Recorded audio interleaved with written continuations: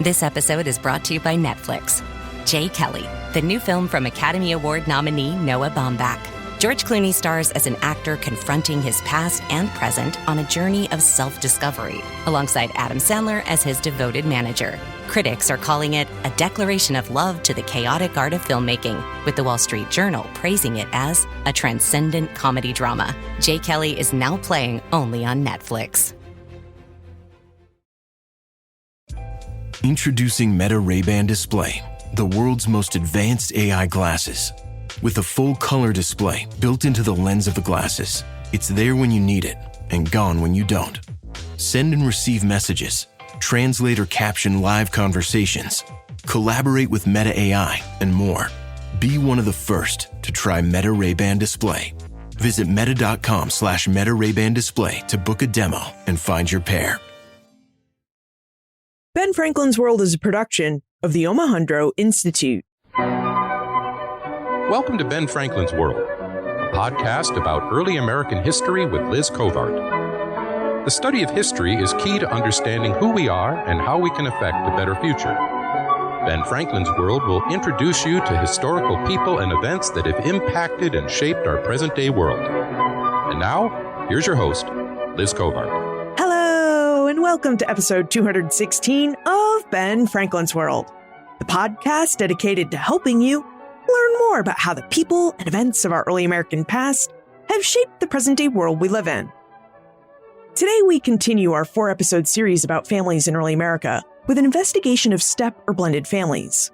Now, last week, we revisited our conversation with Rachel Hope Cleves to explore how a model of family, the same-sex marriage, which we often conceive of as modern and new to our 21st century, was in fact a type or configuration of family that early Americans formed and observed. Of course, what is new about same-sex marriage families today is that same-sex couples can marry officially and legally within the eyes of the state, whereas same-sex couples in early America would have only been seen as being married informally and unofficially by friends, family, and neighbors, provided that, like Charity Bryant and Sylvia Drake, they lived and served as active and productive members of their local communities. Well, just like same-sex marriages, early Americans would have also recognized step or blended families as a type of family construction. During the 17th, 18th, and early 19th centuries, many early Americans would have needed and wanted to create step and blended families because of a death. For example, in 1689, Benjamin Franklin's father, Josiah, needed and wanted to remarry after the death of his first wife and child, because Anne's death left him with 7 children to care for. So not long after Anne's death, also in 1689, Josiah remarried, and his new wife, Abbia Folger, not only helped him care for his existing 7 children, she also bore him 10 more children, including his youngest son, Benjamin. But what did it mean for Abbia to become a stepmother? Would her experience have been similar to a man who became a stepfather to his new spouse's children? In this episode, we're going to revisit a conversation we had back in 2015 with Lisa Wilson, when we explored how and why early American men and women remarried, and the dynamics of the new families they created, which often included children, stepchildren, and stepparents. Okay, I'm going to let the rest of this conversation speak for itself because it's a really interesting one. But first, just a couple of reminders. I'll be back from time away with my family on January 1st, 2019 with brand new episodes. And our next listener meetup will take place in Chicago on Saturday, January 5 at 3 p.m. at Chicago's famous Green Door Tavern. For more information about this meetup, visit benfranklinsworld.com/meetup. Okay, let's go back to episode 27 and our conversation with Lisa Wilson.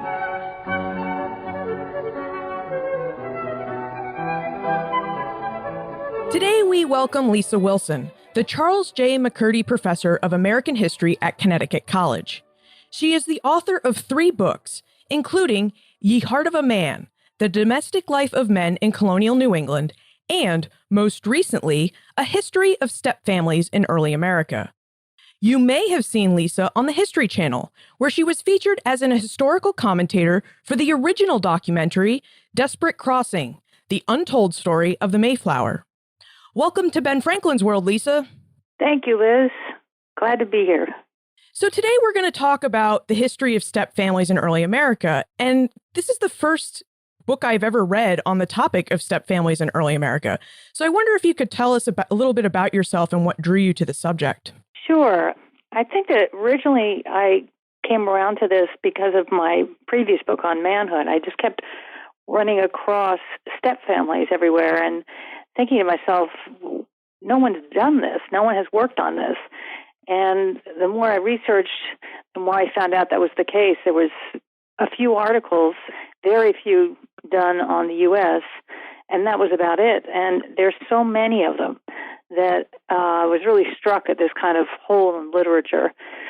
And hard to know why there was a gap in the literature. I mean, some sociologists make the same argument that there was very little research done on step families for a long time, and they wonder if that's because of sort of the overriding prejudice we still have against that family form. And particularly when we look in the past, we like to think about families as always having been nuclear and always having been intact.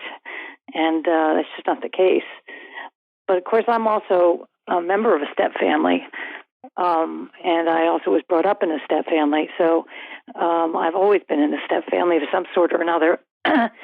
So for me, it was pretty glaring that no one had ever written about it. So that's how I got to the topic. Now, when I think of step families, I often think that they're formed because people get divorced. But my understanding is that divorce in early America was rather rare. So could you tell us why early American men and women decided to remarry and form step families? Sure. I mean, it wasn't divorce, it was death. People died during their marriages and then would remarry. We got to keep in mind that most of the people in the colonies were farmers, and it's very difficult to run a farm without a partner. And almost all families, at least among the white middle class, but also among the lower class to some extent, were nuclear. So if you pulled out one of the adults, the family farm just plain doesn't work. A man would remarry in order to find somebody to care for his children as well as do the domestic work that women did. And women would remarry less often, actually. If they could afford to, many of them chose not to, partly because they were concerned about legal matters and their inheritance being absorbed by a second husband. So it's much more urgent for men. They remarry very quickly, too. If you're trying to run a farm with, say, 8 children at your heels, you can imagine it just plain doesn't work without help. I don't know where I heard this, but since you brought up farming, at some point I heard that New England people had a large families. They liked to have many kids because they needed the labor on the farm because they couldn't attract indentured servants to the cold weather of New England. Is that true? Well, they had large families compared to almost any other colony, particularly in the 17th century. It's really interesting because the normal size of families in England was about half of what the size of families were in New England. So you had maybe 8 living children to adulthood in New England, while you might have just 4 in England. And why this matters is because inheritance patterns got all screwed up as a result, because suddenly you had 8 children to provide for, not 4. And these properties that they owned in the 17th century anyway in New England were quite large, so they could divide it up. But very quickly, areas got overcrowded because there were so many people. It also puts you in a difficult situation if you were a child waiting for an inheritance, because you had to wait until your parents died. And another aspect of the demography of early New England is that people lived a very long time. So suddenly, you had people living into their 70s and young men in their 40s waiting for their inheritance and not able really to launch until they had land to do so. So it made for a kind of a difficult, stressful kind of family life. Then as the 18th century came in, things started to even out somewhat. The long-lived people were not quite as common and the families were not quite as big. But it was really, one historian said that New England invented grandparents. And I like that idea a lot. People live long enough to see their grandchildren for the first time. So it was a very different place, no doubt about it. You mentioned the stress of family life, and I wonder if you could tell us about what type of legal and financial implications remarriage involved. The way I understand it is it's different for both early American men and women. Right. Yeah. For women is the big issue. For men, remarriage is a kind of a simple decision, an obvious decision. But for women, they became legally a different kind of person if they remarried. When a woman is not married, she was in the law called femme sole. And when she married, she was called femme couvert, meaning covered woman. And you became literally covered or absorbed by your husband. So one legal commentator said you became one person, the man. And so at that point, all of your property went into the estate of your new husband. And as a result, you were very dependent on a good choice. If you picked the wrong man who was interested in using your property for his own benefit, that's something he could do. And a lot of that property was earmarked for your children from your first marriage. And so women worried about not only themselves, but also about the inheritance of their children. And so if they could afford to, often didn't want to take that chance and instead used an elder son to do the kind of heavy work around the farm, and he would then eventually inherit.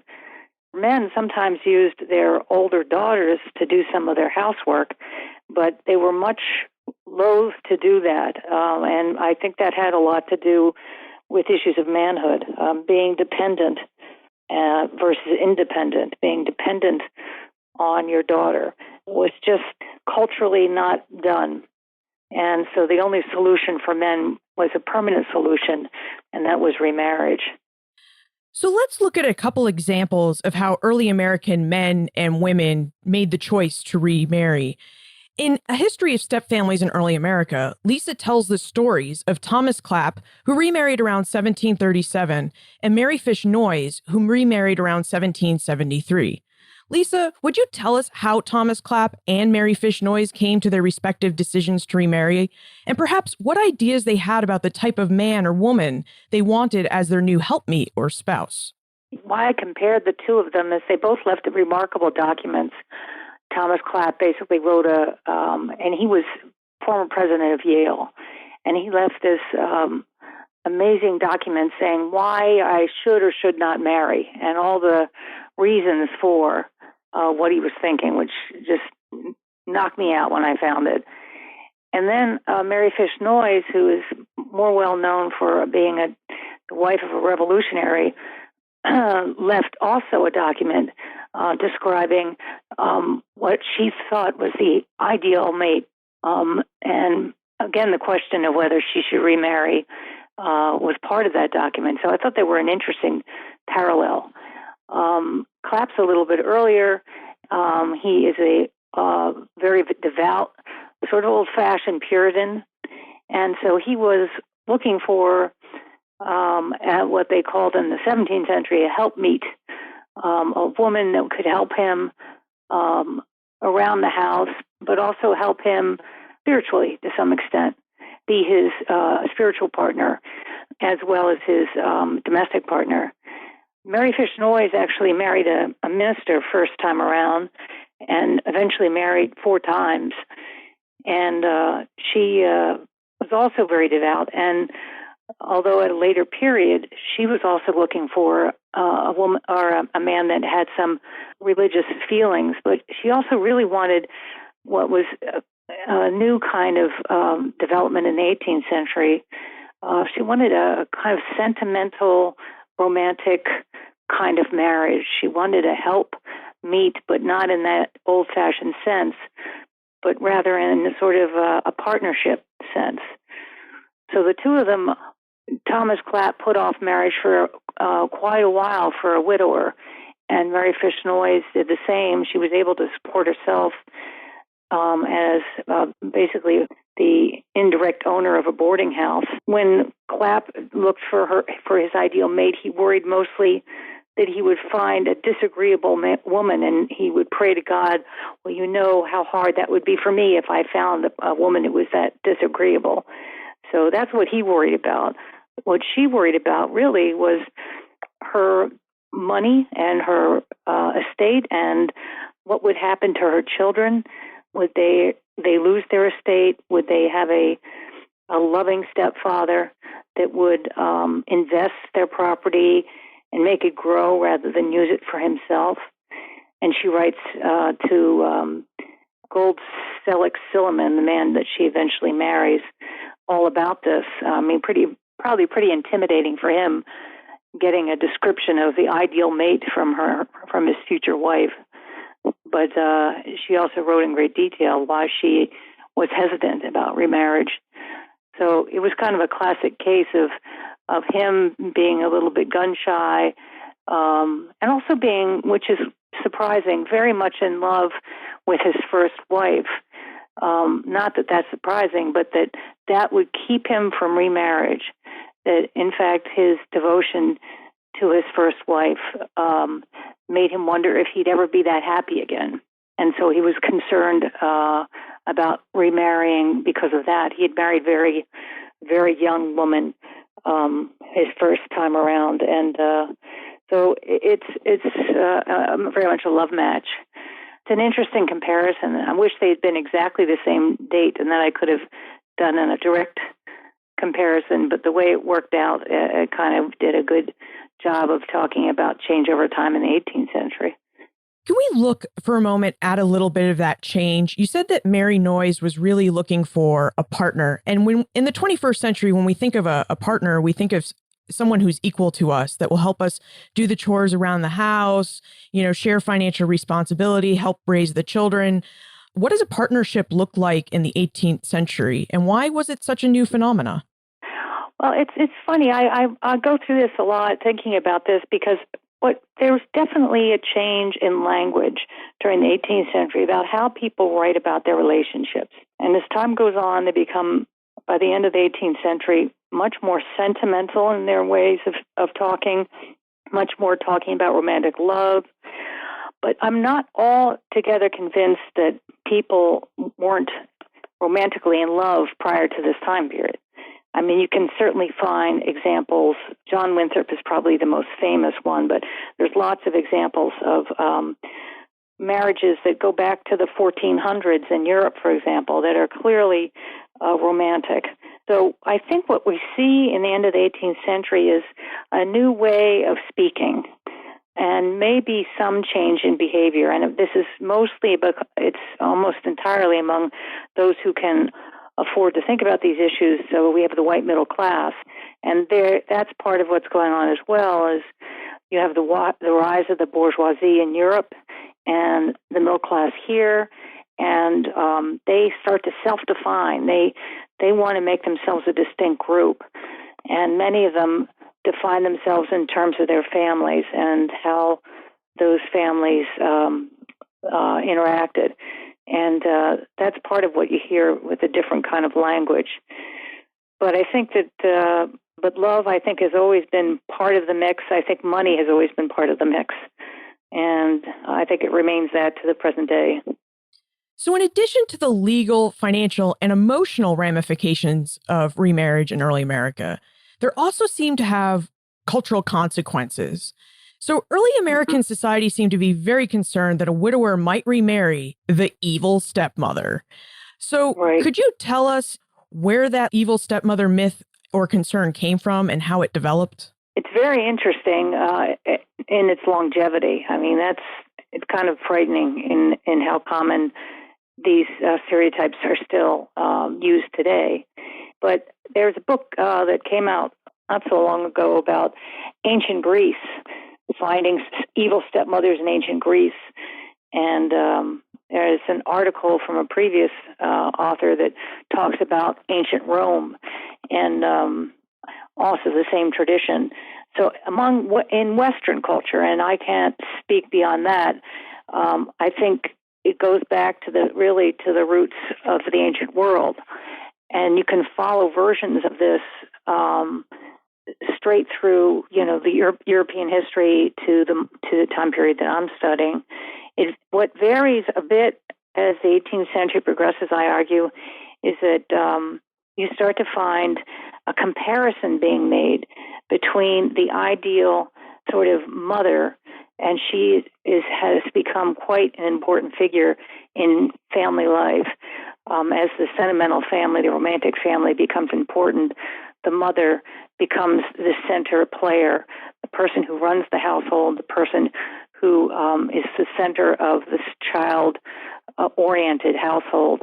And so that mother figure is already exaggerated, and of course it has more than normal meaning. So you have this exaggerated ideal mother, and I argue that increasingly stepmothers are compared against that ideal mother. So you've always had the evil stepmother. There's nothing new with that cultural ideology. But what you do get that's new is this comparison. So you start to find, in some ways, that mothers are free of evil behavior, and the evil behavior of mothers becomes absorbed by stepmothers. I mean, my favorite example of this, and the one that knocked me out, it's not something I discovered, but that literary scholars have discovered, is looking at fairy tales. And particularly if you look at the Grimm's fairy tales, like Snow White or Hansel and Gretel, if you look at the early folk tales, they actually had evil mothers in them. They were doing evil things to their kids. But then as the time goes on, and then by the time they revised the tales in 1812, at the end of the 18th century, they have revised those tales to be evil stepmothers rather than mothers. It's almost as if they can't sell the book if the mother is the evil character. And you need to have good mothers, and you need to have bad stepmothers. And so in some ways, I think it gets more solidly codified, I think, during the 18th century. But this spring, I don't know if you've seen the advertisements, but we got a new Cinderella coming out, as if we need another. This one is another Disney one. It's real characters and not cartoon characters. But it's alive and well, so hasn't changed as much as I would like it to. Yeah, you beat me to the punch, because I was just going to say, last night I was watching television with Tim, and we saw the ad for the new Cinderella, and it still has the evil stepmother in it, and it's the 21st century. So, I mean, is there ever going to be a point, or was there ever a point when society let up on stepmothers? I'm just in awe of the kind of continuity of this. I think it's a long way off. I really do. I think maybe it has to do with powerful women and people's ambivalence about that still in the present. But stepfathers are also not looked on in a positive way still. Most people, it's the kind of thing where, people say, oh, you're in a step family. Oh, there's this moment of, that's sad for you, And we talk about broken families, and we talk about versus intact families. And, there's a sense that they've got to be pathological and that the people in them have to be that way. And so I did this one thing where I looked at all the recent hits for New York Times for stepfathers, and almost every single example of stepfathers mentioned in the newspaper were about murders or sexual molesting of children. Wow, that's depressing. It's shocking, And it's like the word doesn't even get used except with evil connected to it. You certainly can find the same.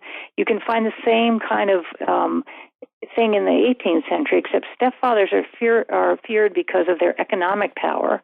That disappears in the 1840s with the passage of laws that allow women, married women particularly, to own their own property.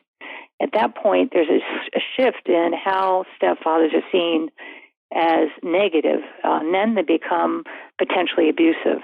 And there's actually research that's been done to show that stepfathers are no more abusive than natural fathers. So it really is, it's about culture. It's not about reality. Well, let's look at an 18th century stepfather. I think we need to talk about the story of Silas Deane. Now, I did some research on Deane last year because I visited the Webb Dean Stevens Museum in Wethersfield, Connecticut, and I wrote an article about it for the Journal of the American Revolution. And, you know, my understanding of Deane, and I only looked at his political side, was he was an important forgotten founding father. The Continental Congress basically tasked him with being the official, unofficial representative to France. And while there, he used his credit to acquire and ship war materiel to the colonies, which they used to win the Battle of Saratoga. But later, Congress and Deane have a falling out. Neither party handles it well. But I mean, his deeds are somewhat heroic, but his deeds as a stepfather, as you describe them in your book, are anything but heroic. So could you tell us about the domestic side of Silas Deane and why some married men really feared that they would die and their wives would remarry a man like Silas Deane? Yeah, it's a weird story. It's a sad story. I mean, as you said, Deane was a revolutionary. He also, though, spent his entire second half of his life trying to clear his name because the Continental Congress was convinced that he had used position in France to his own financial advantage. And he looked through his papers and spent years trying to clear his name, which he did in that case, but not till after his death. And the same thing happened with his stepchildren. And his battle with his stepchildren was not resolved until after his death. And in that case, it was resolved by the court that he had embezzled the estate of his stepchildren. But he never, during his lifetime, admitted to that. In fact, he accused his stepchildren of having, as he called it, the basest ingratitude to all that he had done for them. And it just is a classic case of a woman who married, probably pregnant. She was a widow and had quite a bit of money from her first husband, who was a West Indian merchant. And Deane was her lawyer, was trying to help settle the estate. And apparently they got romantically involved, and she married before she had her child. And he quit being a lawyer at that point and became a merchant as well. What he did is a couple things. First, they wrote a prenuptial agreement, which was not uncommon among widows, particularly because they were so aware of their economic vulnerability. So he probably wrote a prenup. If you look at the prenup and you follow it through, you realize that, in fact, it seems to be in her favor, but in fact, it provides more or less an untouchable slush fund for Deane. He then goes about, over the years, buying and selling property, using the orphans' property and selling it and buying it in such a way that he creates deeds that are in his name. And he, in terms of personal property, that is property that wasn't land, he seems to have just used it as his own. By the end, there's not a penny left. And as the court said, it just seems to have disappeared. And so and this is over many, many years, slowly built the estate. But he, to the end, swears that he did do, oddly, some nice things for his stepchildren. His Samuel Webb, he helped get him started in mercantile adventures, and he doesn't seem to have been mean to his stepchildren until the very end, when he, according to the court, went in as his wife is dying, and he eventually asks his stepdaughter for any papers that mom has left, because she was left alone in the house with her mother dying, and was told to hold on to all the papers and not give them to anybody but her brother. But she trusted Silas, and he wanted his papers and said there might be something in them that will have something to do with her funeral, which is such a lousy thing to say. And at that point, this young daughter, who's about 12, gave all the papers, all the deeds that the mother had been holding on to with the hope that somehow she could keep them for her children. You know, when you read it through the material, it's incredibly detailed and fully described so that you can actually follow the process of what people worried the most about, which is that a widow would marry an unscrupulous man who would then slowly or quickly use the estate to his own benefit. And Dean is one of those people that has left a paper trail that allows us to follow exactly how that happened over time. So we've looked at evil stepmothers, and we've looked at the equivalent of an evil, for lack of a better term, stepfather. Did you find anything about how stepchildren received their new stepparents, whether it be a mother or father? Yeah, they seem to have varied, you know. I think they all had in the back of their mind the cultural ideas that they had been brought up with, you know, either through reading or through conversations, sometimes with servants in the household, sometimes with their families. But they were ready to be skeptical. And so you would often get the kind of response, well, gee, they get along, what a surprise, you know, because its expectation was that they wouldn't. But on occasion, they didn't get along. And a lot of times that was because, you know, there's obviously personalities and so on, but there was often a cultural nut that could not be broken. One example is I've one story where the older son of a family is away learning how to be a lawyer, and so he's not anywhere near home when his father remarries. He then writes very formal letters to his father and to his new stepmother, and the new stepmother is a bit put off. And his father says, "Please write to her, and be supportive." And he writes back and says, "Well, I can't write to her as anything other than a friend because I had a mother and she's gone, and that name is sacred to me. And so I can treat her with respect, but I cannot treat her as my mother." At that point, his stepmother stopped writing to him, and they literally never met. He died before he ever met her. So he was responding to the cultural idea of a stepmother, not a human, because he'd never met her. So, he was primed to not want to like her. So I think that culture pushed the negative, and yet on occasion there was quite loving relationships between stepmothers and their stepchildren. Didn't find as much on stepfathers, which was very frustrating to me. But I think that's because culturally the stepmother is so much more important with the change in the family structure. And what about relationships between half and step siblings? In your book, you talk about the stories of James and Benjamin Franklin and John Singleton Copley and Henry Pelham.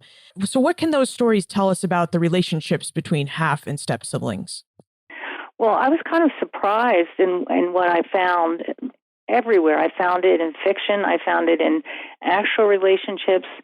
I found it in court records that step relationships, half step, whatever relationships in these complex families tended to go pretty well, or at least they were expected to. They weren't always perfect, and I have a couple examples of that, but it's very clear that was the expectation, that these children should all get along, and that there was quite a few times when they did. I was most surprised by the probate records. I looked at it in one town in Old Saybrook, Connecticut, where you can actually follow two things. One is remarriages among men if they stayed in the town. So it's a small true, but you can follow their remarriages, and then you can take those remarriages and move backwards in the records to see basically absolutely a stepfamily, someone you can absolutely say remarried and had children, and here they are. So I could follow the wills backwards from that original marriage record. Kind of complicated, but what I came up with is wills that describe these families and how they worked the death of a family member.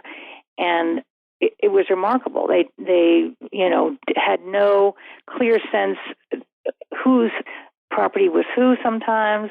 They would help each other. Sometimes they would take on a stepmother because there was no one else to take her on, and they were stepchild. Sometimes they'd give up property so that they could support a half sibling. I mean, it's remarkable. It's much more as if the family folded in on itself and healed and became a, quote, intact family again. That was where I saw the most positive kinds of interactions, was among the siblings. Those results seem surprising. Were you surprised by them?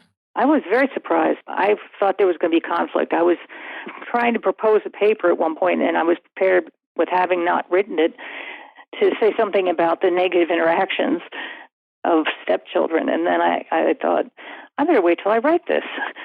And then I sat down and realized that's not what I was finding, that there was so much more positive interaction. You know, there was one example of a family it's complex, and they all have this one problem with this one member of the family, and that member complains about his stepsister, but the rest of them also all complain about him, and they all say to each other, what are we going to do about him? You know, so it wasn't that they aligned along bloodlines, but instead they aligned along concern for this one particular fellow, rather than, you know, well, he's my full-blooded brother, so therefore I feel this way, and so on and so forth. It just didn't work that way. We're in normal kind of sibling relationships. Yeah, I'm wondering, you know, I looked at the sociological literature, and I don't think it's quite as much the case today. I think divorce adds an extra edge that death did not do. It's always when you remarry with a divorce, you still have living relatives on the other side. You still have a mother on the other side, as well as a stepmother. So it adds a different kind of stress. So I guess that's why I found it that way, but it was really surprising. Well, Lisa, I really feel like we could talk about this for hours, but it's already time for the time warp. Now, this is a fun segment of the show where we ask you a hypothetical history question about what might have happened if something had occurred differently, or if someone had acted differently.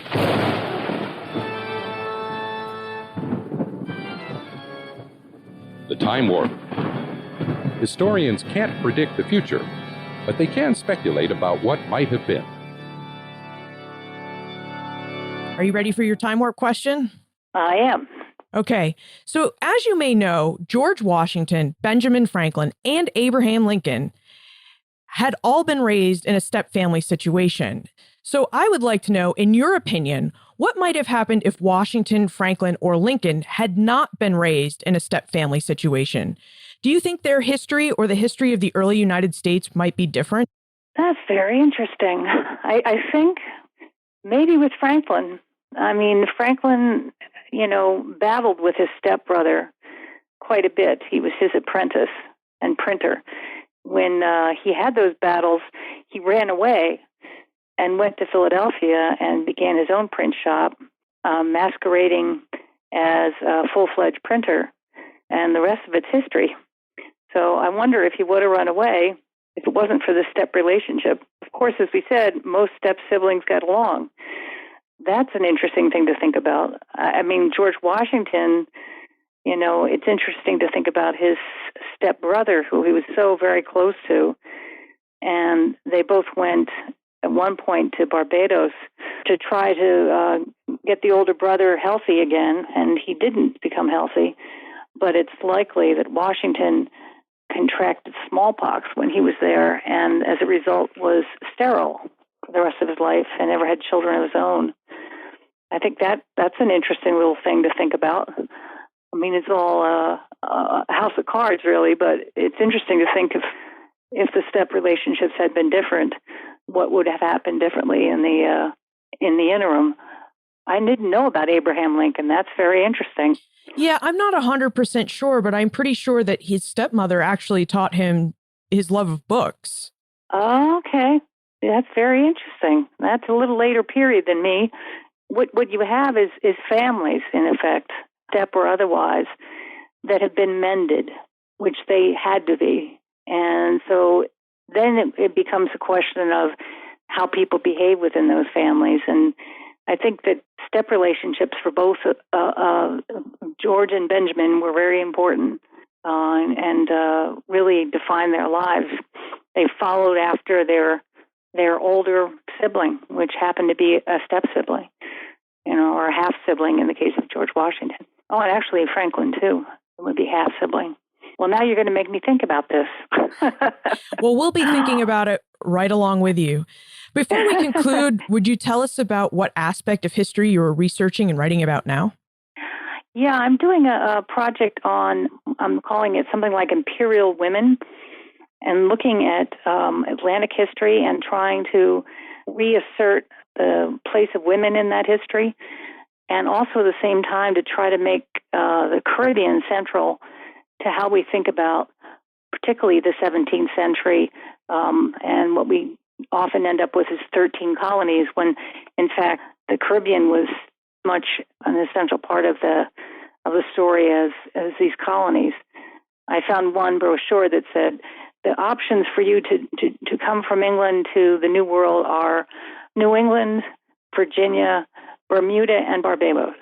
The islands were just as central as what we think of as, say, Plymouth and Jamestown. So that's what I want to do is do something with the women in those places and try to do some comparisons. Will there be any comparisons with the mother country? Because if you think about it, Great Britain is portrayed as a woman, and she ruled it all for a while. Yeah, I mean, and so was America. Yeah. Is represented as a woman, as a Native American woman. So, I mean, that was one of my great findings about the Revolution, that we had stepmother England, which was basically not a remarried woman, but rather an evil woman. So what had been a loving mother country became an evil stepmother during the Revolution. I don't think I'll ever leave my stepfamilies too far behind.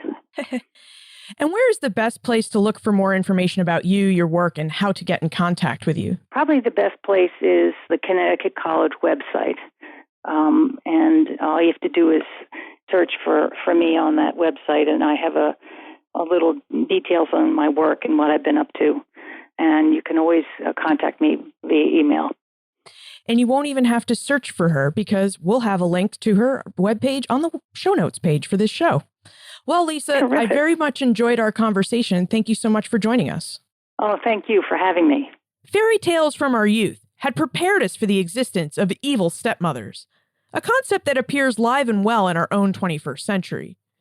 But were you prepared for the fears that early American men and women harbored about evil stepfathers entering their families? Were you surprised by how well it seems that most step and half-siblings got along?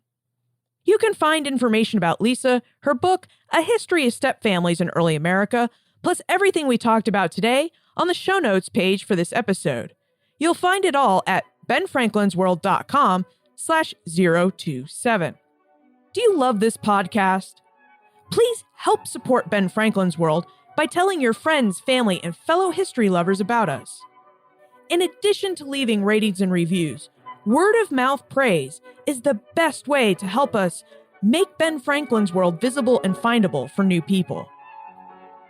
Finally, if you could rewrite any fairy tale for the purpose of recasting its evil stepmother with an evil stepfather, which fairy tale would you rewrite?